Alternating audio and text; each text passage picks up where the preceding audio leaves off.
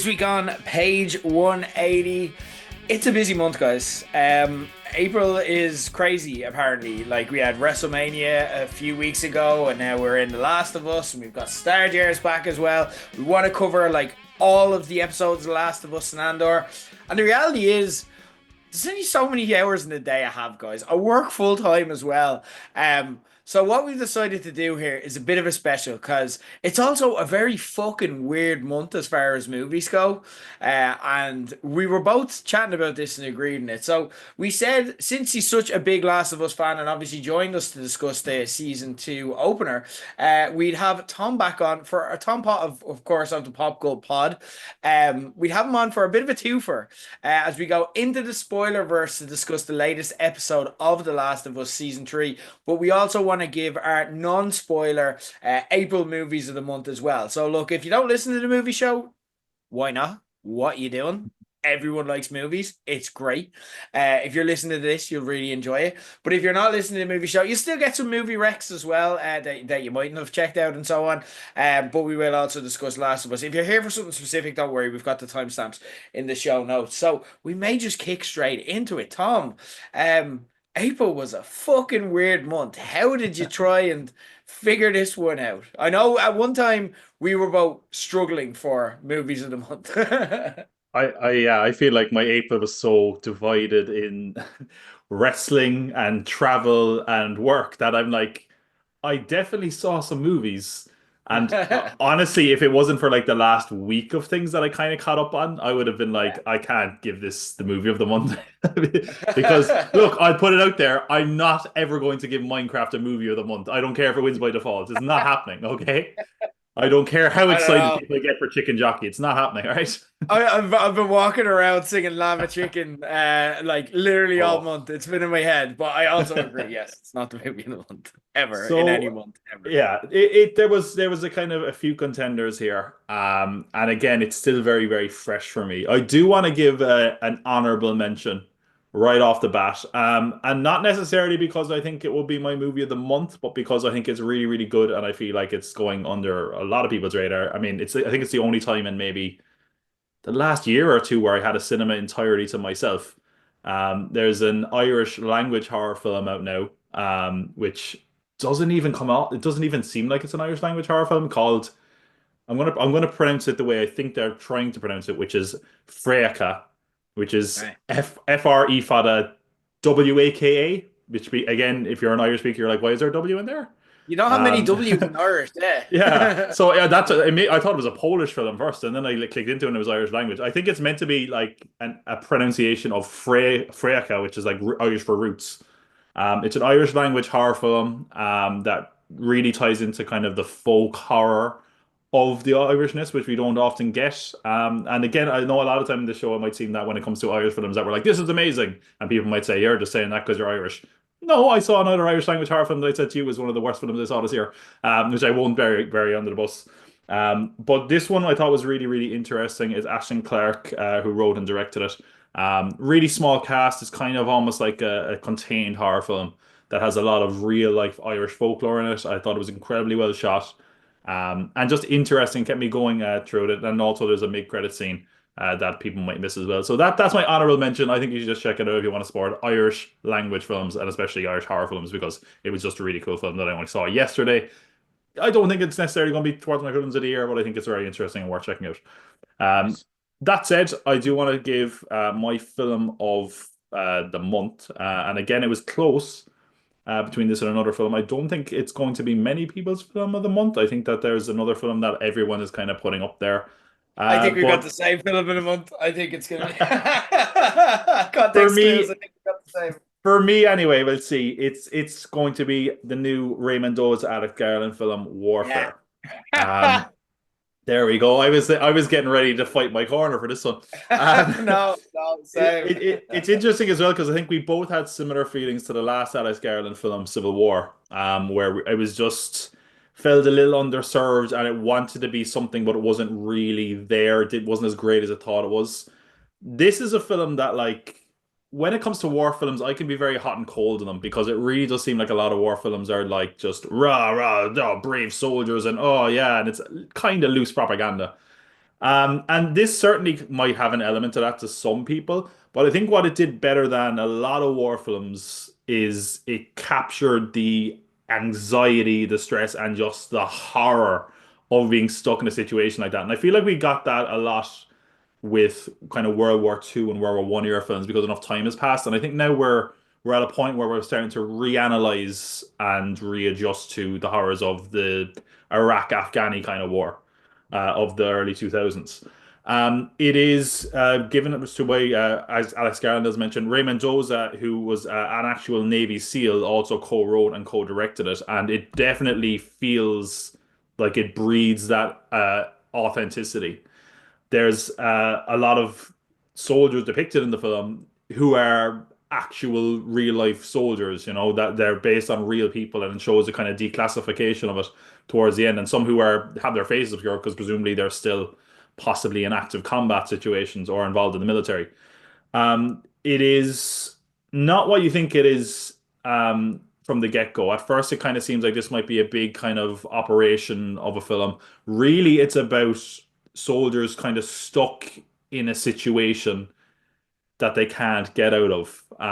In a really intense situation, it's takes place in real time, and it feels like it. Just the horror of being in a situation where basically someone is injured or hurt, and you're not sure how you're going to get out of this and what's going to happen. And it's got an amazing ensemble cast. It's full of the of a cast of actors that are like, oh my God, I know this actor. And then loads of actors were like, that guy's face. You know, it's one of those movies.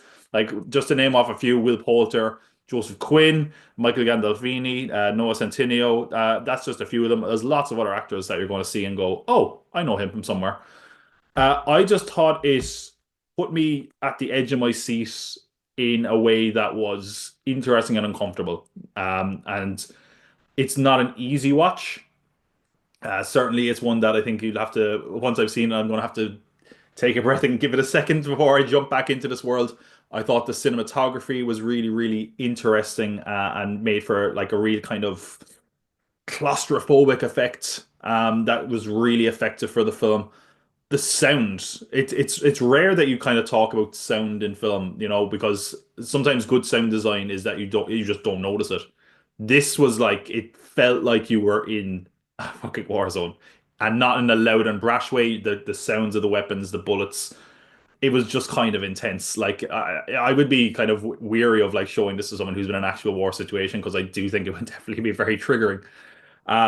Yeah, for me, this edged out over. I think you know a lot of people are probably going to say Sinners for their movie of the month.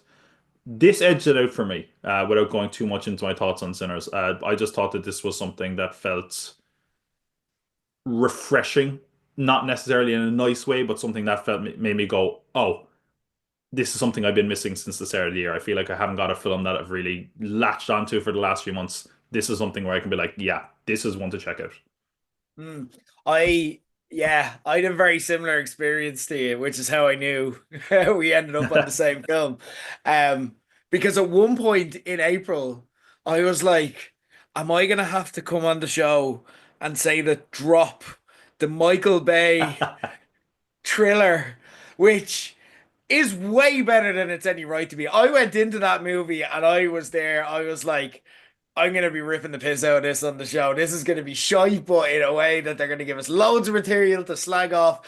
And then I really enjoyed it. It punched way above its weight, but it's just a decent movie. Like it's a date night like movie kind of where you want to throw on something that's mildly interesting in the background, but you can get distracted if you want. Like you can watch it, you can look at your phone for a bit, and you can look away, and you'll be entertained throughout.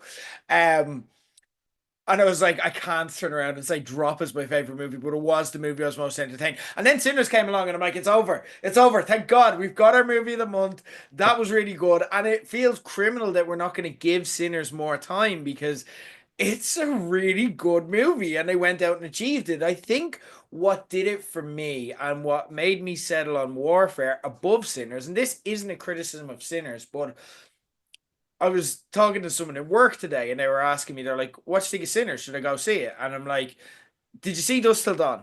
And they're like, yeah, I love it. And I go, you love it.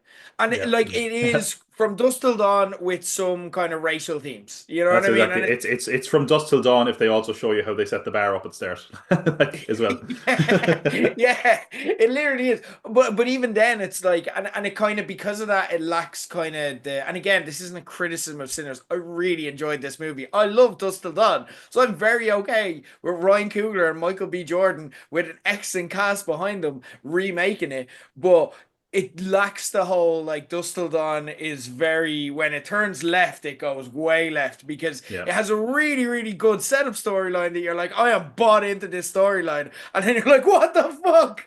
And like, but it works, and the fact that it makes it work makes it more admirable. Whereas because the concept's already been done, I can't really give Sinners the same points that I would give to Dust Till Dawn. Warfare, on the other hand, was a movie that I was over in London and I had a few free hours.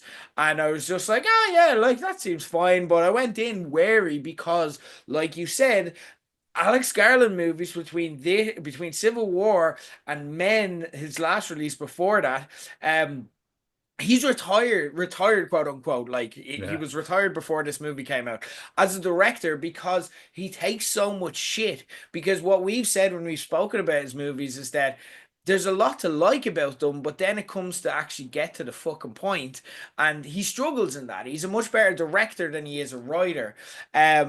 Whereas here, like, and Garland is kind of keen to say that he's very much an instructive presence here for Ray Mendoza. Ray Mendoza, like you said, is a Navy SEAL. He's actually a character in this movie, a very mm, important character in the movie as well. So he has DeFero Wunatai play him as a character. You may know him from Reservation Dogs if you watch that show. And like you said, it's got a very trendy kind of who's who of cool actors today. yeah. We're gonna watch But it this in a few really years. works.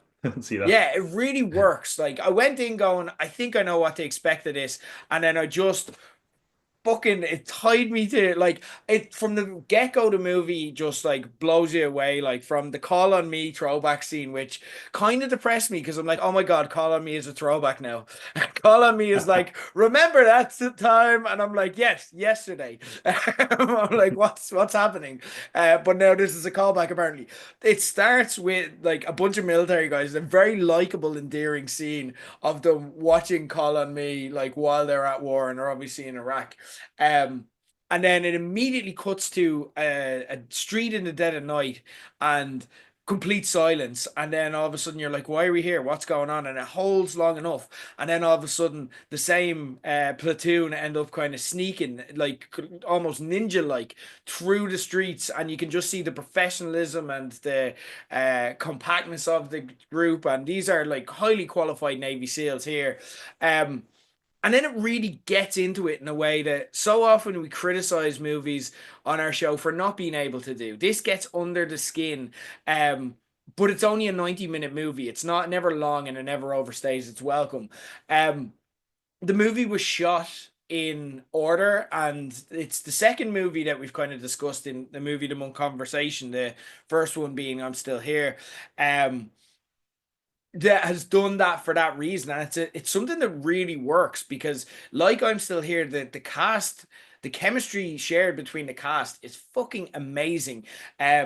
They simulated a lot of things, which sounds corny, but again, you can't argue with the end product. Like even in making the movie, they had the likes of Will Poulter. He's the commanding officer in this. They had him be the commanding officer of even the actors. Like at one point, they even had to ask Will Poulter if they wanted to use the bathroom and stuff like that as well. Which again sounds corny and like one of those cheesy filmmaking. It reminds me of the old line, the Sidney Poitier line, where it's like where he spoke to Dustin Hoffman, where it's like, my dear, that's called acting, and it's like just act. You don't need to do all this method shit.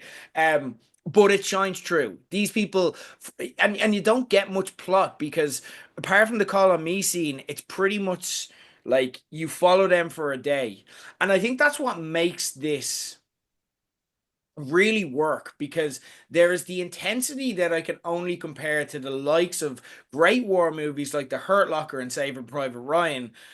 But what this does, no, I don't want to say better than them. I'm not saying this is better than them, but what this does really well as well, you know, the intensity of Saving Private Ryan. It starts on the beaches of Normandy during this really historically significant event. And that's not to say that the Battle of Ramadi isn't historically significant. It is one of the bloodiest battles of the Iraq War, but it doesn't feel like they're trying to tell you history here. It feels like it's a Tuesday in Iraq, Yeah. and it's horrific, but it's also thrilling to watch. Um, as you see what the plan is, and you see really trained, efficient, skilled people go about their day-to-day job on an average Tuesday, and that just starts to go wrong, and how horrible it can all go wrong when you're at war.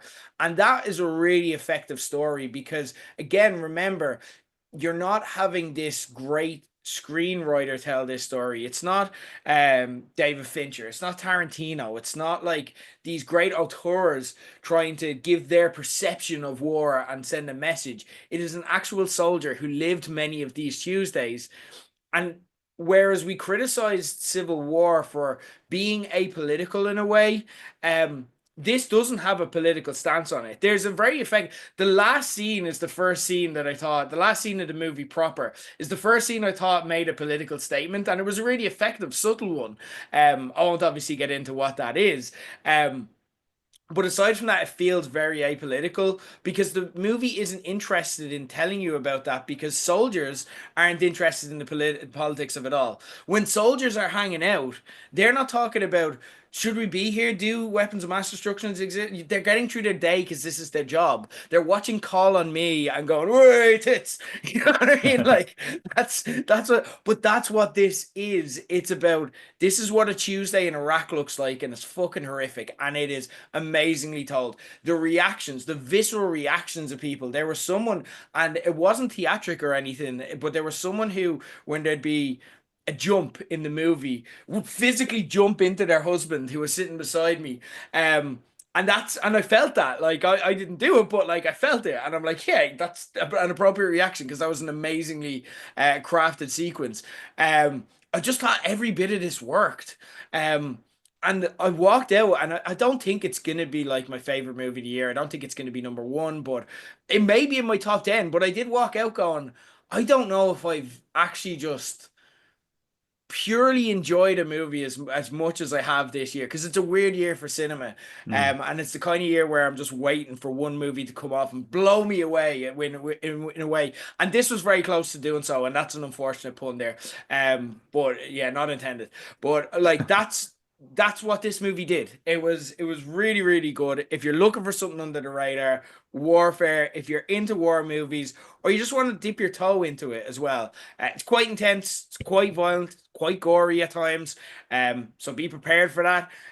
But if this sounds like something you might enjoy, you definitely fucking will. If you like The Hurt Locker, you'll love this. A very, very similar movie, intent, vibe, and everything. But this just tells it from. This is literally one of the soldiers who's in the movie telling this story, and it's told purely from his memory and the memory of others who are in the story as well. So fantastic stuff. Well done, Alex Garland. You're back, apparently. Well, I wasn't ready for it. I wasn't particularly interested in it. But there you go. You're back in the good book. So well done, you. Um, Tom, anything else aside from movies of April? Or are you good to get on to Last of Us? No, I think let's go on to that. So I think we covered Sinners enough about pretty much what I wanted to say about it. And Warfare, I think, yeah, I think we're both in agreement about it. Definitely some people should check it out. And don't rule out Drop, guys. I'm telling you, it's better than you think it's going to be. No right to be as good as it was. Just really, really entertaining, but not the movie of the month. I can't take myself seriously saying that was the best movie this month. Guys, we're going to talk and go into the spoilerverse about The Last of Us, episode 3, The Path, with Tom now. But before we do, Tom, obviously, I was on with Kev last week breaking down The Last of Us. We're kind of going to split custody a little bit. And we may do a couple of team ups as well. It could be some exciting opportunities over the next while. Um, Episode 2 is obviously quite a big one. Um, what were your thoughts on how they executed? Because this was the one we were all waiting for. We can say it now, where Joel died. A lot of hype, a lot of expectation. Did they live up to the hype for you? I want to give you a chance because it's something that, again, like I said, all of us have been waiting for if we love this show. Yeah, I think it's an interesting one because I think and it's almost there's a time where I almost feel jealous of the people who haven't played the game because it's impossible not to compare them, you know.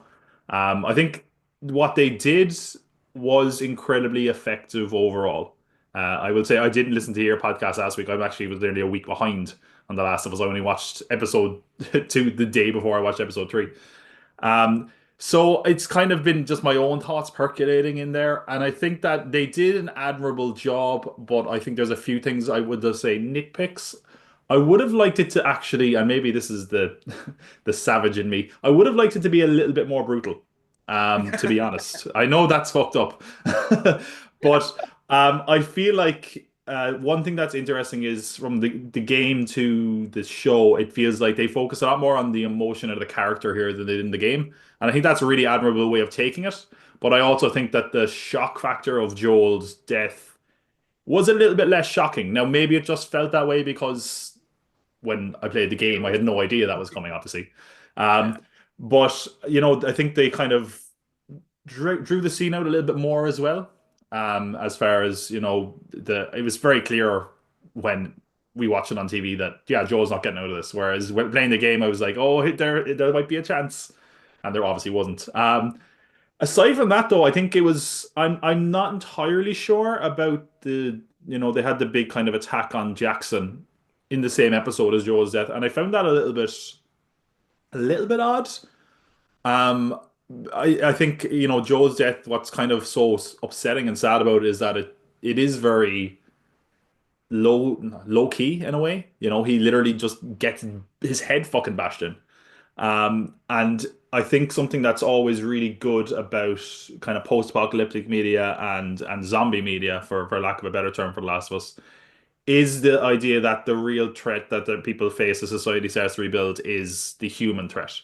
And I feel like you lost a little bit of that with the attack on Jackson. Now, I still think it was a decent inclusion. I just think that they could have done with some breathing room. But then again, I don't know where you put that if not in this episode. So those were kind of my thoughts. But overall, I think they did as well as you could do adapting this to a show. For Mm. people who are where it's not an immersive game experience. I thought it was sad and it was upsetting. I thought Bella Ramsey carried the scene incredibly well. I really like there's a very minor touch because I actually went back and watched the video game scene again, having seen this. Um, in the game, I don't think it's ever really clear if Joel actually knows Ellie is there when he dies. I think from what I could from my reading of the scene, it looked like Yeah, I think you're basically right. I think basically his head is bashed in, and it's not clear if he's even conscious when Ellie is there. And there's a little touch in the show where it felt like Joel kind of moves towards her briefly to make it clear that, oh, he is there, and you just see the light going out in his eyes, and that's like horrifying. That I thought was really good. Another really minor nitpick. I didn't like that the golf club got embedded in his neck. I just thought that looked a little bit goofy somehow. I don't know. I, again, this is it. This is what I do. I nitpick things, but overall, I thought it was fantastic. It was shocking, and I think that it really set up for an interesting episode 3 that I think was quite divergent from the games in some way, and I think that's Yeah. that what made the next discussion very interesting. Yeah, so let's get to it. Interesting times, and I like that as well because I think it's good to step back. I think when me and Kev are recording, like we're like us now. It's very in the moment. The episode's very fresh, so interesting to step back and get that outside perspective. I like it. Thank you, Tom. Yeah. Let's talk about episode 3 then. We have a lot to discuss. We're gonna get spoilery as well, guys. Just to kind of caveat this as well. We recognize that some people haven't played the video game and just are nervous about video game discussion. And some people have played the video game and want us to compare it. So we want to give both, okay? We're going to keep video game discussion for the very end. We're not going to discuss the games like as part of it. And we're definitely not going to spoil anything. So if you've seen episode 3, we're going to spoil it. We're going to talk about it, but we're not going to spoil anything that's coming up in the games. We will, but we'll give you loads of notice ahead of time when we get into the video game spoiler discussion at the end. But what we're going to do before we discuss the episode itself is we're going to bring you back into what happened in the episode, and we're going to do it through, as we always do, our alt recap. And Tom, very grief-stricken episode, and there's not much humor in it, if I'm being honest. But look, we'll give it a go because that's the format that we've committed to. We open on Tommy washing the corpse of his deceased brother and sending his love to Joel's daughter Sarah, who's also dead. Again, not much humor. It's very difficult. This is very heavy stuff. Ellie then, this is gas. She then wakes up screaming from the trauma of having to watch her dead makeshift father die before her eyes. You know the thing with autopsies, Tom? They're a dying practice. I'm resorting to dad jokes now. I'm resorting to dad jokes Ellie would at love this. that joke, to be fair. You would. It's yeah. It's a pun. It's especially for you, Ellie. It's just a little thing. I think it'd cheer her up though. Fast forward 3 months, and Ellie is released from hospital after feeding Gail a bunch of psychobabble. She visits Joel's home for the first time, and thank God Tommy has done the old clean out the old do not open drawer beforehand. Dina cheers her up with a tasty combination of cookies and deception, saying that she did actually have info on who killed Joel. Ellie begins to rally support to petition the council to gather a crew to go after Abby's crew in Seattle. She speaks really calmly and measured, but unfortunately, everyone there knows her, so they knew that was bullshit. And she does about as well as Man United in winnable league games this season. Fortunately or unfortunately for her, noted homophobe Seth has a new plan for getting rid of the town lesbians, arming them to the gills and sneaking Ellie and Dina out to their likely demise to fight the entire city of Seattle by themselves. While some people are playing homophobic checkers, guys, Seth is playing homophobic chess. He even gets a handshake for his efforts. He just sent you to your death, girls. Jesus, you amateurs. We also meet the Sepharites, who are basically a gang of the weird kid from your school if they found their people in the apocalypse. They communicate via whistle and teach children how to fight with hammers from an early age. They also end up all massacred because they're in a war with a well-stocked army, and their plan was to have children fight with their guns with hammers. So that's what Ellie and Dina have to look forward to as we zoom out on the sheer scale of the army awaiting them in the wolves. And that was episode 3, The Path, directed by Peter Hoare, who also directed last season's incredible season 3, Long Time. There you go. The more you know. Tom, that was the episode. What are your thoughts, though? How did you feel about episode 3? It was a very massive tone shift from episode 2, obviously much more downbeat episode of resetting the table, but it kind of had to be. But did that work for you in the way that they did it? I think it really did. And I think, again, what a good adaptation of anything should do is it should kind of find a little bit of depth that feels a bit unexplored. And I think as much as I love The Last of Us, I felt like when Joel died, they can only hang in that moment for so long because they want the player to have a playable, fun experience and get into the actual game side of it.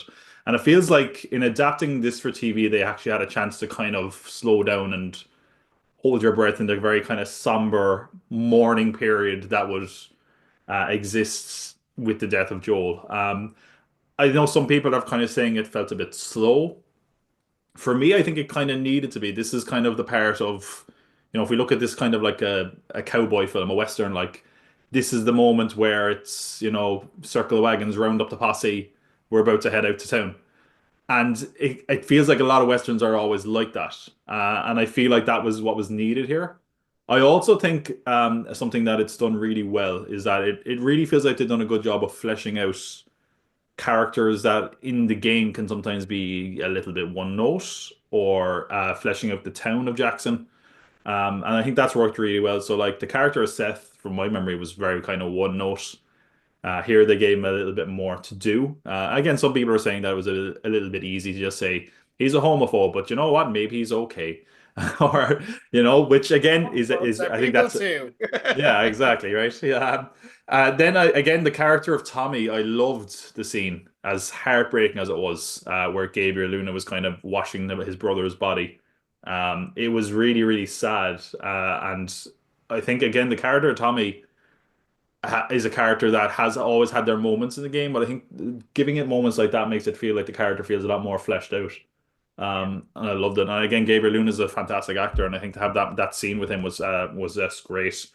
Um, and even the character of like Dina, and I think that the exploration that they've kind of done in the first 3 episodes, they've managed to make it feel a lot more like Joel is a part of that community. Like it's Ellie's loss, but it's also a big loss for the community. And that scene of them kind of taking a vote and deciding what to do was excellent. And I think what was fantastic about Bella Ramsey's performance in that scene alone was just like it felt like someone giving a speech they didn't believe in. You know what I mean? Like, and it really presented that way. But I thought it was a great episode. I can see people saying it's slow, but I think this is the episode that was kind of needed to set up, the back half and set up what is the kind of motivating story of part two. And I think Yeah. pacing wise, this season has worked a lot better. As much as there's slow moments, I think they're leaving it breathe for a much better and more even paced season two, and honestly, even into season three. Yeah. I and I want to parse on, like, you touched on a couple of things there that I want to flesh out a little Yeah, bit, like particularly like Dina and the town hall and stuff like that as well. Because I think it deserves kind of a specific look. But I agree with everything you're saying. I think this is a show which got it right from the get-go in terms of has to work for people who've never played the game, and the big parts need to hit, and I think they do, especially from everything I'm seeing and hearing from people I know who've never played the game. But it also has to add value, because if you're just doing like by like, you're setting yourself up to disappoint people to whom the games mean so much. And they took the feedback and they've kind of added to it, and this was, whereas in season one they'd add the odd scene or cold open, and then the episode itself and the meat and potatoes of it would be very much this is what happened in the game, apart from the episode 3 where they just did a total twist and they told a yeah, completely new story. This was completely new content that just fleshed out what we did, and it was such a value add to gamers to be able to live in those moments for people, where I agree it feels very much in the game like you do have to get to the next level, like you have to play, like you can establish that Ellie's grieving, but what you gonna do about it, and how does that fit into a video game? Whereas that's not how it had happened. Like, essentially her dad died.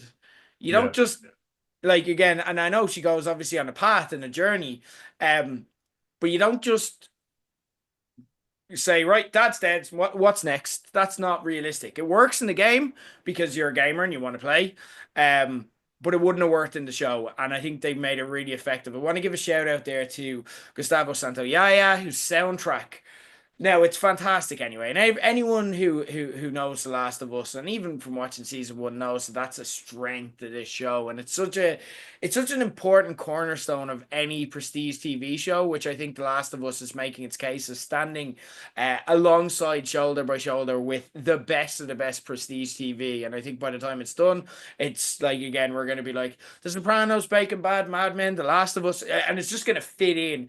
And part of that is due to like just little bits of quality like that. The soundtrack was singing here, and it needed to, because it needed to in this episode tell, because it'd be too obvious to just do exposition or drama or have people screaming or shouting or acting like griefy. Um they wanted to play it cooler than that. They wanted Ellie to kind of be lying, and to have someone being deceptive, they then have to underplay the part, or they have to play the part as more normal. So the music has to tell the story, and I thought it did so absolutely fantastic. Um, Bella Ramsey is someone I want to focus on, because look, there's still a lot of talk, and it's really disappointing, and it's really souring me on, because I'd like to think that there are corners of the internet that are better than this now, and I think I've kind of like, get off X. It's a cesspit, but apart from that, a lot of the places people have migrated to avoid this shitty kind of discourse. But unfortunately, it's coming out with Ellie, and specifically with Bella Ramsey. I think they're just showing off now at this stage, Bella. There's some moments in this that are just phenomenal, like the walk out of the hospital room having been really chipper with Gail, like, and just going on. And we're talking about that quite a lot. We spoke about it last week with Joel, and I spoke about how they're letting Pedro just cook and process emotions, and you can literally tell from his changes in facial expressions just from one long camera shot where his emotion is going. And the last emotion that Joel goes to is often the worst. You know what I mean? Like, he'll go through grief, he'll go through shame, he'll think about what he did at the hospital, he'll feel bad for that, but then he'll get stubborn and he'll get angry and he'll say, I saved her. And that's where his emotional fall. We had Gail in this episode talk about how she felt, which is a really interesting observation, how she felt Ellie and Joel were side by side from the start. And Joel didn't make Ellie. Ellie connected to Joel because she was Joel already, and she just found Mm. her person in the best and worst ways. And we're gonna see, I think, those play out as we go through the season, both sides. Um, but I I loved that walk down the hospital stairway because you can see she goes from being Ellie the liar, kind of trying to fool Gail and just being like, this is what people expect of me, so I'm just going to be a sarky little shitty teenager. And then she goes into grieving Ellie and she starts to struggle with it. She starts to think about it, and then she lands on the worst emotion of rage and revenge seeking Ellie, and it's done so subtly. It's fantastic. When Dina said the word Abby and Bella just goes, Abby. And it's just like, oh shit, there she is. Oh shit. That's a sign we haven't seen. That's a serial killer right there. That's like, holy shit. Like, we need to watch out for that. Um, the little mirroring of her dropping the stones on Joel's grave, kind of mirroring what he did for Tess to pay tribute to her, to the little longing moment she shares with Dina. Like when Dina says they can share a horse, there's just a flicker of change in Bella's demeanor where she's like, and it's that whole thing of when you're young and you fancy someone, but you also don't know how to communicate that of, we get to be close physically. You know what I mean? And it's just that little look she gives there. You just know that look because we've all felt that look. And then the awkwardness of them sleeping beside each other in the tent and her just not knowing what to do with it. Um, we need for this to work. The entire episode was about resetting the table. And here's okay, you've seen Joel die, but what's the story going to be actually be about? Like, because that could be the end of a season easily. Like, that's more than enough to be a season ending cliffhanger. Obviously, not 2 episodes in, but if they structured it differently. But what's the actual story? And this needed for the story that we're about to go on to work. Ellie needed to break us here, and I thought Bella did an amazing job. I want to get your thoughts and check in on how you feel about Bella. I don't know if you've seen any of the discourse. A lot of comments on their looks and stuff like that. They're just awful. Um, but then there's people almost like defending. And do you know where it's coming from? And do you know where I'm personally seeing it the most? It's coming from the old Last of Us 2 video game forum on Reddit, which became one of the most toxic places on the internet around that. So I'm not fully surprised. And I'm not saying that's representative of everyone's thoughts, but is there any merit to even questions of her performance, or am I overselling it, or are you kind of seeing the same things I am? Yeah, I've seen bits and pieces of discourse, and yeah, like you said, it always comes from a horrible place of appearance. People are really going after Bella Ramsey's looks and stuff. And I mean, I saw her come out with some quote during the week about how she kind of had to stop comparing herself constantly to Game Ellie because it was really kind of messing with her head, and the discourse surrounding that would no doubt do that as well. It's kind of horrible and disappointing because it, I think it speaks to the kind of horrible dated stereotypes we have of video game players. Of like they're these kind of annoyed, angry kind of trolls that are all about like, oh, this person's not attractive, or oh, that's not like it is in the video game. It's comic book guy from The Simpsons shit, you know. Yeah. And it's really disappointing because I think Bella Ramsey is doing an all-timer performance here. Like I think what's great is that even and admittedly, even at first I was like, well, that's not how I would have pictured Ellie like physically, because obviously I'm used to playing the game. But once you see her performance, there was never any kind of question. Even back in season one, you were like, oh, the mannerisms and the performance are there. That's why she's Ellie. That's why they cast her. They could have cast someone who looked picture perfect like Ellie, but might not have had the same performance. That would have worked. And this is here, she's absolutely fantastic. There's so much kind of mannerisms that are reminiscent of the character herself, but also she, yeah, like you said, she brings so many great kind of subtleties to the role that just like again, I think the performance and the kind of relationship between her and Isabel Merced are like constantly playing off each other, and there's just a kind of a twinge there where you're like, I know how she feels and what she's saying. And again, to do that in a character that of Ellie, who in a lot of ways is so kind of guarded and introspective, it's hard to do. You know, Ellie is a character that doesn't always say how she feels. She is a character that acts how she wants to, and oftentimes is a kind of a sulky teenager, which you kind of forget because it's so much. It's so like late in the apocalypse that like you're like she's an adult. Like no, no, she's 19. So it's like I think what she's doing is fantastic. I think the discussions about her performance and anything else just aren't going to age well. because I think she kind of lapped these people the first season with how great she was, and she's going to do it again here, to be honest. And I think so far she's showing that. Yeah, I think as well, like what things that don't matter beyond the initial reaction in the first episode when you meet her, she doesn't look like the video game Ellie, okay? Then you adjust. And if she looked exactly like her, but if she fucked up the attempted rape scene in season one, we don't like this show. Hmm. Like if you like this show, you like Bella Ramsey. Like you know what I mean? And if you don't like Bella Ramsey and you don't like this show, congratulations, you're missing a generational level show.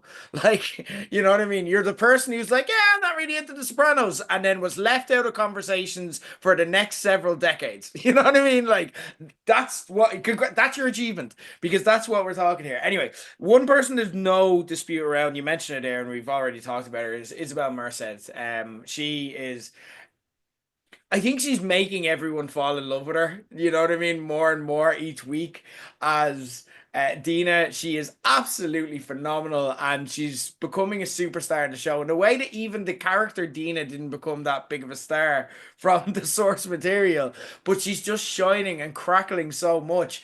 And like things I really liked about Dina in this episode, I love the little subtle ways that it established her competence and the contrast, but also the compliment that she brings to Ellie.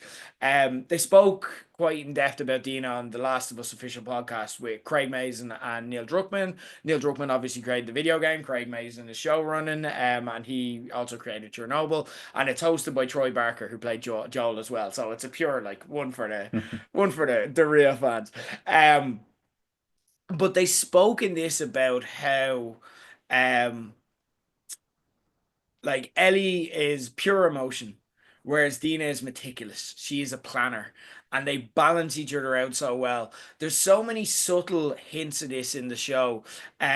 We saw it at first, like in that whole Ellie's like, "Oh, you let them get away! What the fuck? How did you not tell me?" And then all of a sudden, and what the fuck was Ellie gonna do? Like, I loved, by the way, how Ellie was in hospital for 3 months. She should have been in hospital too for 3 months. She got the shit kicked out of her.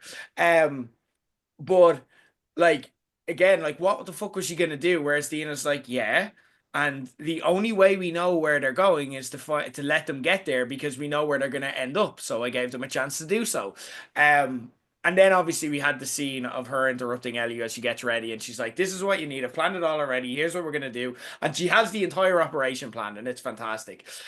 One thing that I really liked about it, and this is slightly different to the game, and again, we're not going to get into what the game is like, but um, whereas this is very much a straightforward story in the game, it's actually really interesting in the story because I have dated many Dinas in my past, and they're no good for you.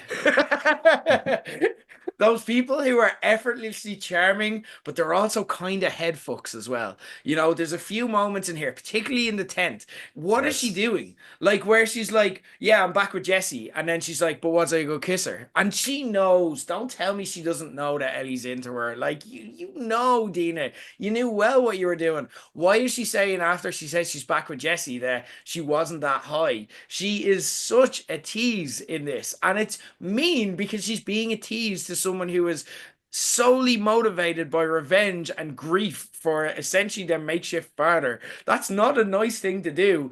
Craig Mazin spoke about how he just flat out didn't like her behavior in this, and he wrote it. That's all very different because again, like Dina is like she's charismatic in the game, but she's not this. Whereas this Dina seems quite different. Do you think that they may expand upon this? Do you think that becomes a character point here for Dina? Because there's a reason they included it, and the showrunners are talking about it, so it's not irrelevant anyway. Do I think they're going to keep kind of having her tease any of it?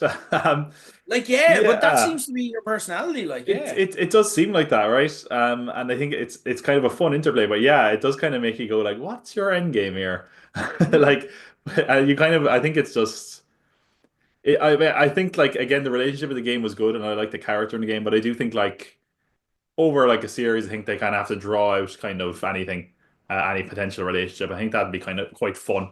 And yeah, it is going to be more satisfying if they do get together. But I think at the same time, it can make that character frustrating. But yeah, like I mean, like you said, I think they complement each other so well, and this was the episode that really established that. I'm going to use an analogy here because if we're talking to kids and we're talking about mindfulness, we talk about having the lizard brain and the wizard brain. Yeah. And the lizard brain is that when you stub your toe, you smash the fucking table. And the wizard brain is that when you stub your toe, you might sit down, catch your breath, and go, "Okay, I need a bandage and I need to relax and blah blah blah." That we all have these kind of thoughts, and we Okay. need both of them. And Ellie is a lizard, and Dina is a wizard, and they kind of both need to work together. Because like yeah, like you said, I mean, she was fucking lucky that she hadn't just cleared off and gone to, like Seattle straight away because she was basically just like, I'm gonna go kill this person. Who? Where? What? And then it's like, no, no. Here's the actual plan. Here's what we actually do. Like she was gonna basically just be like, what's in the bag? Guns. And it was like, well, what about like medicine and like things so you don't die? Here's that plan, but you don't die immediately. Like, Yeah, yeah, basically. I think we all need a friend kind of like that sometimes. yeah. Um, and yeah, like again, I think that character has done again, not that I didn't like the character in the game, but I think they've done such a great job of kind of fleshing out, even like we talked about her relationship with Joel, which kind of makes her quest here alongside Ellie all the more valid. It's not just that she's there to support Ellie, it also makes it feel like there's a part of her that also kind of wants to see vengeance here. And yeah, I think again taking a character that we like and using the TV series to expand on it, which is exactly what is needed here. Mm. Let's talk a bit about the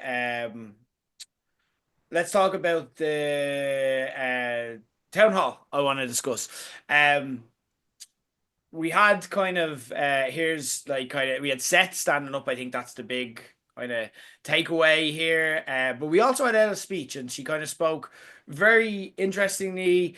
But the interesting part about this is that at the start it looked like they were going to make it one for you, one for me, one for you, one for me. And it looked Yeah. like it was going to be very traditional. But no, she got destroyed in this. And when you heard the arguments, you're like I would have voted no. Like I'm like on the balance of things, I really feel for you, Ellie, but no. Like and that's how like I sat there and I think we're supposed to I'm very practical. Like even when you talk about Captain America Civil War, I'm like Tony's right. Like I'm like Tony's just right. I know Captain America is supposed to be the hero and that's supposed to make sense in this world, but I'm very logical. I'm like that's the right move if I put myself in there.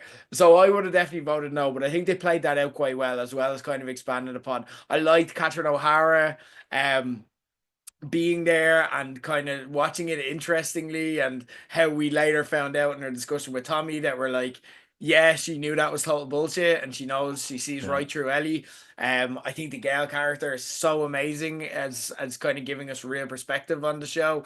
Um, I think as well, like there's a touch of psychopath to Ellie that needs to be watched for, Yes. because not only is she able to, she argues against her nature, and the speech was almost too good in that she was able to empathize with the other people, but in a way that manipulates them for her goal. Like, and I like the fact that we have Gail to point this out in the show, in that she's a fucking little psychopath. Like she lacks empathy. She acts purely through impulsivity, with little regard for her own safety. She's able to mimic other people's emotions in order to manipulate them to get what she wants. She's ticking all the boxes here. Like, look up the definition of a psychopath. Ellie's ticking all the boxes. I thought all of this was great, and then it ended with the payoff of Seth. Obviously, I joked at the start about obviously the homophobic Jess. Although it's tough to argue it when you hear it that way too. Like if you wanted to get rid of them, that's the way to do it. Like make them get rid of themselves. Um, but I did. I also found it emotional. I do like kind of redemption stories of people. I'm very much of the opinion that I'm like it's okay to have the wrong opinion if you're willing to learn and grow from it. Like it's okay to have dated opinions. Um, and to get it wrong if you later get it right. And I thought that was a really powerful moment the way you got it together. And I liked how Ellie didn't immediately just be like, "Oh my God, thank you." I liked how it was a hesitant. I don't know if I believe you. Are you just doing this to kill us? Kind of handshake. Um, I liked a lot about this. I was a big fan. What are your thoughts on the town hall and kind of what followed from there? Yeah, I thought it was kind of an excellent scene. I would say it was probably kind of the defining scene of the episode, really. And I think it's doing a great job, like in setting up. There's kind of the big debate about this whole thing is the idea of kind of vengeance and the morality of that, and I think that is kind of setting up the seed here. And I think it's incredibly well done. I thought while also, like you said, I think they did a great job in just establishing that, yeah, actually, when you actually hear the argument presented, Eddie's wrong. Like it's heart versus head, and we all want to say, yeah, get Joel, get revenge, yeah. But then when you actually hear it out, you're like, oh yeah, it would put the whole town in danger. They're trying to trail someone 3 months later from a town that's just had a massive attack. Like we're even talking about Seth, like Seth has been injured since we've last seen him, presumably from the attack or something. And there's a lot of kind of they'd say like the fences needs mending, like the whole place is just clearly barely recovering. And yeah, the idea of sending everyone out to get revenge for someone who's already dead, not a good plan. And again, I think this is an evidence of great performance from Bella Ramsey, and I kind of mentioned it when we were doing our general thoughts in the episode. It was a bad speech. Like it was very clear that she didn't believe it. Whereas someone like Seth at least was kind of passionate in what he was saying, and it was so like when she was even like, I'll honor the decision of the council, we were all like, not a fucking chance. Like, no way is that gonna happen. Because that would be a pretty boring story, wouldn't it? And Imagine. And they was just focus on the rebuild project. It yeah, was actually just one of like the great feats of architecture in modern times. they're like, yeah, fair enough, yeah, let's all move It on just with our becomes the life. brutalist. It just becomes the brutalist.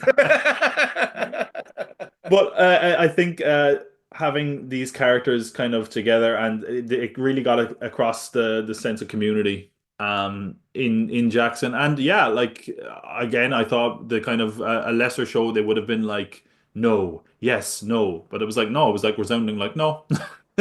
Even to the point that it made you look at like say like Tommy, who's a character that obviously is mourning as well. It made you kind of go like I can't say with all conviction that he would have said yes. Like I think it's more likely he did vote no, because it seems like that's what Joel would have actually wanted, and that's kind of what makes Ellie's kind of journey kind of selfish in its own right. Because I don't think that I think Joel wouldn't have necessarily wanted her to run away and try to get revenge because, and again, I think there's actually a really sad moment like following on from this when she's kind of saddling up to get out of town and go after Abby.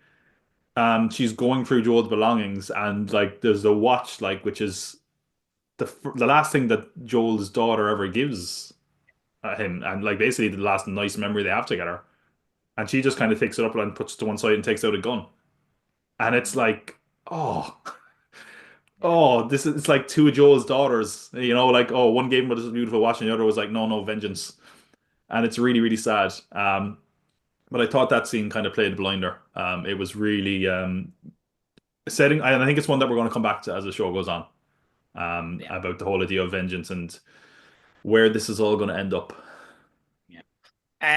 Of course, another big thing, and I'm going to discuss. I'm going to give you what I'm going to do next. If you've never played the games, is I'm going to give you context that might help, but I'm not going to give you any plot. Okay, because we met kind of a group of stragglers, and we saw kind of again quite Mormony vibes of them. And you may ask yourself, who are these people? And again, I'm not going to give you any how they play into the plot or what happens with them, but I do want to give you a bit of context so that it can add to your understanding of the show. who we met there were called the Sepharites. They're religious zealots who've kind of organized themselves around a mysterious prophet. We heard them referred to. That's not someone from ancient times. That is someone who lived through the apocalypse and was very much alive. Like I said, like they said, she died 10 years ago. It is very kind of it's a culty vibe, like, and it's always been a kind of smaller group. They're referred to by others as scars, which is a slur, particularly by the wolves based on their scarred faces. They communicate, as we saw, through whistling and rely on hammers and bow and arrow as their primary weapons. Although, the Sepharites have been known to dabble with a gun from time to time. I don't know if we'll see that much in the show, but hammers and bow and arrow are their kind of modus operandi. They're in kind of an infinite blood war with the wolves that has kind of modern historical kind of comparisons. You're talking like Israel Palestine. You're talking the Troubles, where it started about one thing, but really now it's more just about revenge for the things that came in the consequence of it. And it's the kind of endless cycle that can never end until kind of one of the two sides is eradicated or something dramatic happens. It's also worth noting as well, and we didn't really explore this, and I don't know if the show's going to explore it, but it's quite as you could probably tell, not the most progressive of societies. They do have backwards views, and they may come into play later on in the plot.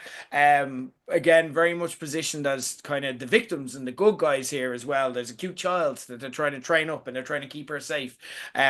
So that's how we come to them. But again, you may have a more kind of complex, rounded view of them as it kind of plays out. I do want to touch on the Sephirites in the video game section of this. But one thing I want to touch on first is what we learn about, and this is, I suppose, the only thing, because we didn't get much beyond, oh, these people exist, like that, and that's all we can really discuss there, okay? We didn't learn much about them. And I've kind of given you more info than the show did there. What we learn, though, through them, is we learn what Ellie and Dina are dealing with in the Wolves. Like last week, when we met the Wolves, Abby's crew specifically, they seemed empathetic at times. Like Abby, no, okay, but we also understand why she's not empathetic and she's driven by revenge and so on. But the rest of the group seem very much, we're not going to kill anyone except for the person we came to kill. And the nurse, even in doing so, couldn't look. Mel, her name is, couldn't look while that was going on. So it might seem like a contrast that their people, who they're presumably going back to in Seattle, would massacre entire gangs of people, including children, without thinking twice about it. Um, Thoughts on kind of that element of things, and again, we'll kind of touch more on the Sepharites in the video game section. Yeah, it's an interesting one because again, they were depicted as quite measured and sympathetic, in even in their murder of Joel. So I think now there's a lot of kind of question marks if people are unfamiliar with where the story is going. It's like that was a crazy, intimidating, seemingly well-stocked army. Mm. They possibly murdered lots and lots of people, including a child. And again, I think even when you see in the context of The Last of Us, like anytime we see an adult and a child, we're immediately like Joel and Ellie. Very much easy could have been a dark mirror of Joel and Ellie getting murdered there. So the sympathy is at an all-time low right now for the WLF. Or one of my favorite, like one of the few moments of levity in the episode was Ellie saying, "WLF, wolves, idiots." Like that's not how you spell it. Uh, but yeah, I think it's things are going to get very, very brutal. There's a sort of extremist element, not just in the kind of political ideology of the world, The Last of Us, but also in the kind of violence and suffering. And I think this is kind of the first taste of it that might make a few people quite miserable. But that's where we're going, and this kind of is I think a good way of just kind of testing the waters and kind of just slowly easing us into it. I think that was incredibly well done. As much as it looks like things are going to get a lot worse before they get better. Mm.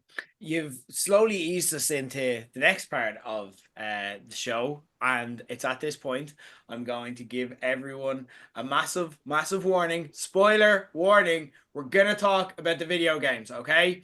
We're going to talk about the video games, okay? So if you haven't played the games and you want to play the games, get the fuck out of here. Get the fuck out of here. Guys, I'm gonna actually, I'll make it even easier. Hang on, I'm literally going to make it so fucking simple for you guys. There's a spoilers, guys, spoilers.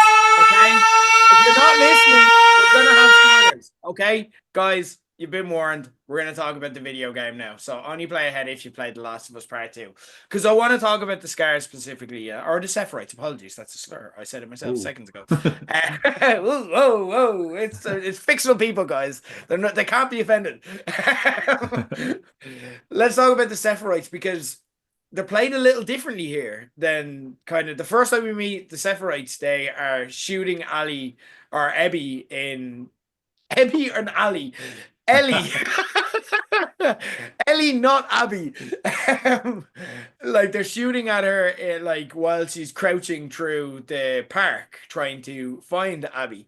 Um, and they're very much portrayed as the villains, and then kind of there's a kind of gray area in there as well. What are your thoughts on them? Do you think that maybe in season two we may see Ellie and Dina maybe having them as unlikely allies, or do you think that that's just a way to introduce them? Do you think there's more to this in kind of setting them up as more sympathetic than they are in the games? Yeah, I definitely think they're going away to make it more sympathetic on purpose. I think like again with a game, a lot of time it's kind of like we need legions of bad guys. Don't give them depth. Don't overthink it. I feel like again they're going to possibly show that like a lot of people are just kind of having to get by, and sometimes people are going to have to resort to awful things. The kind of long in question in the video games has always been the kind of the question of kind of morality, of who's right and who's wrong, and basically, you're only the hero because they told you they're the hero, and you're only the villain because they happen to be the person on the other side of the gun. And I think that's going to be explored a bit more here with these characters. And I think, yeah, I could definitely see a bit of a, I can definitely see a sort of a kind of joining of sides down the road a little bit, to kind of maybe give us a bit of a bigger action scene. I'm still not entirely sure where this season is going to end storyline wise. And that's kind of intriguing me as well because we're now nearly at the halfway point already, and at least one of those episodes is going to be a flashback, presumably. So it's I very want to very discuss that interesting. too. So let's get to it because Yeah. I feel more confident about that now. Although I am very much like, when is Joey Pants coming into this? There's more Eugene talk. They're really building up this character, but it's really weird because I don't see how you can get to him without going backwards in terms of narrative and the story. Um, so like, but also in terms of like, how does this tie in? I feel in season one, but around halfway through, I was able to map out, right. The next episode is. I didn't expect two episodes for Henry and Sam. I expected Mhm. probably two episodes for to tease out whether Joel's gonna die and maybe to wrap up the kind of the. I expected more of the cannibal plot, I suppose, just because it hits so hard. But I was able to kind of go cannibal plot, hospital. They're gonna do Left Behind, and I knew where it was. I think I know now, and I've recently just finished up to. I know. I feel like I know where it's gonna end. It is going to end on where Abby confronts Ellie and kills Jesse. I think, and then we'll have 4 episodes left. We've got 3 days of Ellie in Seattle, and I think it's going to be an episode per day, and that happens on the end of day three. And then season three is going to be very much Abby's side of the story, and then we get it, and then there's a convergence, and that's what it's going to be. But then Mhm. you've got a flashback episode as well because we have to get to um the dinosaur, we have to get to the hospital, the two of them together, and that fracturing. Um, and you have to get Joey Pants in here somewhere, apparently, because it's just getting weird. There's Imagine that was the last always room for episode. Joey Pants. And here's what happened with Eugene. All right, okay. Like, finally, I suppose you keep bringing him up, but he's not actually relevant to anything that we know of the plot. So yeah, how are you kind of mapping it out? Because that's where I see there's a very defined middle here of it ends with to be continued. Abby holding a gun to Ellie's head, having just killed Jesse, and oh shit, that to me screams where that's where we're ending. Well, what are your own thoughts? Yeah, that makes the most sense. I can definitely kind of see that. That's like a natural finale point, you know what I mean? The only thing that's kind of questioning on my head is like I think they've done possibly even a better job than the game in having it be a more balanced outlook of it Yeah. being Ellie's viewpoint, Abby's viewpoint. And I feel like if it's all Ellie for until the finale, you might kind of lose that. So I'm wondering, are we going to get more of Abby's story interspersed in the next few episodes? I don't know. I kind of feel like, a lot of the some of the criticism of the game was that people really didn't like the fact that it just suddenly changed and all of a sudden you were playing as Abby. I'd be interested to see if they do it differently here. I do think though, I think actually you nailed it and I hadn't thought of it. I think that's going to be our finale. It makes the most sense. The flashback episode, yeah, it is a weird one. Because we still don't have a full picture of what happened with Eugene. Am I wrong there? Like we don't know entirely No, know. we know, and we know hints. Like Joel killed him in a vicious way, Yeah. but he had to. So presumably he was turning, but maybe it was before he turned or something like that. You know what I mean? Like we've got enough kind of breadcrumbs, but I'm Yeah. like, Eugene is a very minor character. I And cannot that's what I say mean. this. Like, there has to be something more to Eugene that we're missing here. So far, it's just like Eugene was her husband and he loved a bit of weed and he died But horrifically. also, but here's the thing I'll say about it, right? If you'd have told me that the episodes that we'd always be talking about in this show was they did a weird fucking love story with Bill and Frank, I wouldn't have believed you. And it's the best thing that they've done. So Oh, they have my full trust. I just don't see how, when I map it out as a gamer, I don't see how it strengthens where we are. We're already moved way past Eugene. So how do yeah, you go back? But also, Catherine O'Hara is such an amazing actress. You just want to use her as much as possible. Also, as well on how they do that. Here's an interesting part about it. The actress that plays Abby is not actually a star in this. She's not actually a full cast member. She's guest starring in this season. yeah, Okay, which would suggest that we may have seen the last of her beyond like that level of casting or kind of the credit would suggest that you may only get a little bit of Abby. But what I do think we will get, and I think they've started to show it here, is we'll get more of an insight into the Wolves world. In the same way we got shots of it, and we'll get more insight into who they are as a way of building them up. And that's obviously going to happen more through Seattle anyway. But we know Jeffrey Wright, for example, is in this as Isaac, whereas Jeffrey Wright played Isaac in the video game, but he wasn't in it at all until Abby's story. So we're getting him somewhere in here too. So hmm it's very interesting. It's very interesting. Another yeah, thing that's interesting and a difference to the game is that Tommy doesn't go to Seattle here that we know of. Now he may have snuck off in the dead of night, and he may have done that. That could still be in play. I'd see it as weird if both him and Ellie and Dina snuck off. All of them snuck off in the middle of the same night, and the gate was still unmanned somehow. I'm like, how is nobody noticing? Like so many people leaving. But presumably Tommy has stayed. How do we think that's going to go? Do you think Tommy's going to stay? And then we didn't see a lot of Tommy last season, and that made sense with the game storyline. But do you think we may have a gap from Jackson and Tommy, or do you think how do you think that's going to play into things? Because in the game, Maria gives Ellie and Dina permission to go to Seattle to bring Tommy back.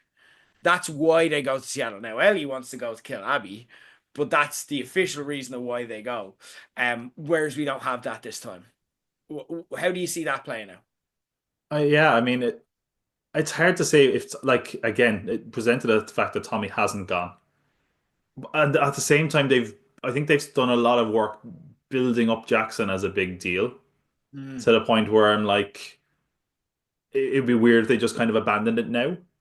But at yeah. the same point, it would be weird if it was just like, and what's going on in Jackson? Like, The next so, episode is literally just Tommy and yeah, Catherine O'Hara drinking beers at the fire, and he's going, yeah.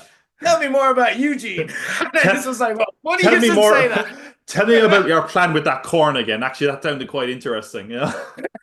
They really need to get more into the corn of it all. Oh.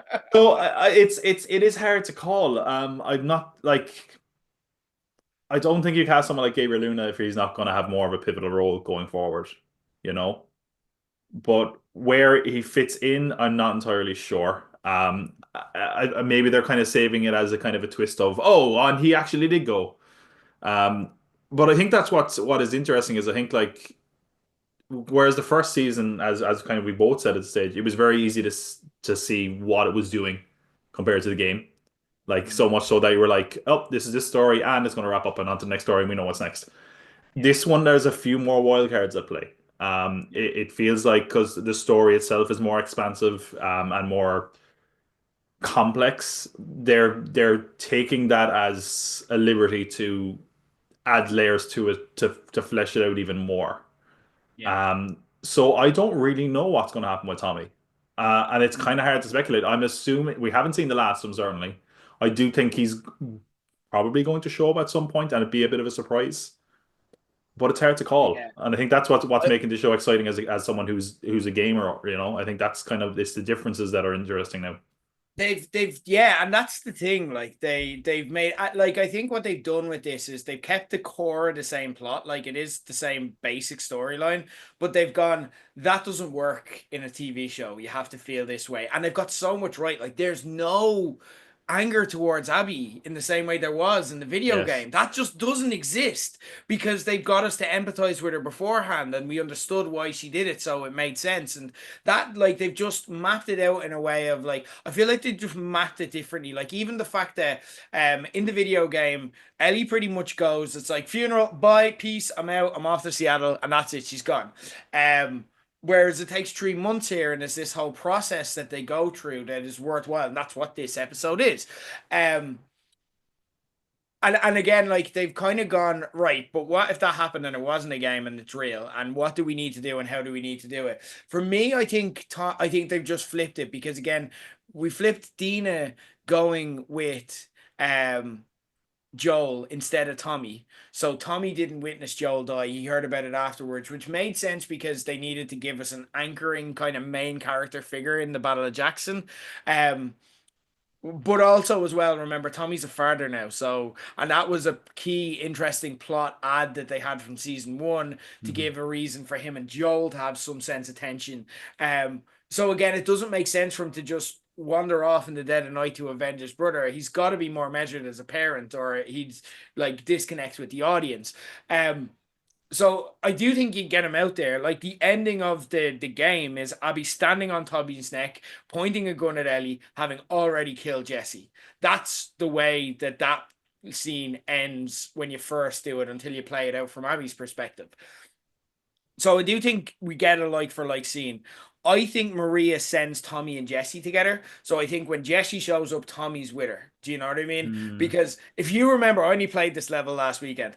If you remember the level, it is seriously intense. It is like Ellie kills 100 people, Yeah. and that you can't do that in the show. It's just not real. It's like Ellie basically milled through the entire army that we saw walk away in an afternoon, and you can't do that. So you need to bolster her reserves, and I think that's how they do it. I think that's something where Tommy would be okay going, but he's going as what Joel would want to protect Ellie, and he's going with Maria's say so and permission. And I think that's the version of Tommy that we know, and it stays consistent, but also it gets him out there, and Jesse obviously has to go as well. Um, Also, a shout out similarity from the video game. There wasn't many here, but I did like we got to see Dina vomiting. And it mirrors what like and again to bring up Tommy being in Seattle, the reason she vomited in the video game is because they found Tommy's horse dead. Here it was because they found the bodies, but she still also said, "Oh, I'm getting sick because of the smell." But gamers will know that she is in fact pregnant, and it's Jesse's, which adds an interesting wrinkle. Again, that it looks like they're going down that road. There's no other way. Like that's why you do that scene. Anything else you want to call out from the game or anything from the episodes that we? No, not really. I feel like there's a lot of there was a lot of differences here from the game that made it kind of interesting. I think they're setting things up that aren't necessarily the same as the game that and it's going to be interesting to see how they weave themselves back onto the kind of narrative that the game has, you Yeah. know. Or maybe they won't. Maybe they'll go a little bit different. So it's going to be it's going to be interesting. But so far, it's been a very interesting path they've taken to get to presumably the same endpoint. Yeah, I like it as well because there's times where it's a little bit Walking Deady, but like Yeah. then they just do something quality, or they'll have a line or a musical interlude, and you're just like, no, it's a different league. You know what I mean? So I like how they just tread that line where it's not The Walking Dead. Tom, always a pleasure to have these discussions about movies and The Last of Us with you. End the plug, or if you don't have end the plug, if you just want to shout out something you're quite enjoying now at the moment. Yeah, I don't have anything specific to plug. I'm kind of unfortunately struggling with tech issues, as I let you know earlier. But I have filmed my first video in months, so hopefully when I get my Nice. tech issues sorted, I will be doing that, and I'm hoping to get back into the swing of things quite soon. So I will have some videos. As far as checking out my channel, check out my review of The Last of Us game. It's like a 20-minute video I did when it came out. I haven't played the game since, so I'm hopefully going to rush back to that soon enough as well. But yeah, it goes into the controversy surrounding the game. There's a section of spoilers clearly marked. So yeah, it's a bit of fun. So yeah, check that out. Nice. The game, the Last of Us 2 game still slaps. Oh man, and it's so good when you know what's coming as well. There's some levels where I'm just like trap mine, and then I'm just gonna throw this here for reasons, and then it's like, ha, there you go, evil monster, you're gone. But it's still a great game and an amazing story. Tom, check out Tom on at Pop Cult Pod. We're gonna put the link in the show notes on socials, but also check out his YouTube as well. It's a free subscription. Why not? It's great content, and you can check out if you enjoy more. We will have Starjares back this weekend talking about the next 3 episodes of, and we're already at the halfway point, guys. This is disgusting, but I also love the content and I can't wait to watch it all tomorrow. We'll be back discussing the latest episode of The Last of Us next week. We may also try sneak in some spoilery discussion around Thunderbolts, which obviously releases the weekend. We'll see how we get on. But Tom, always a pleasure to have these conversations with you. Thanks for joining me on page 180 as always. Until next week, for Tom Pot, for Jared Leggett, this has been page 180, and that was just me trying to sound like a badass.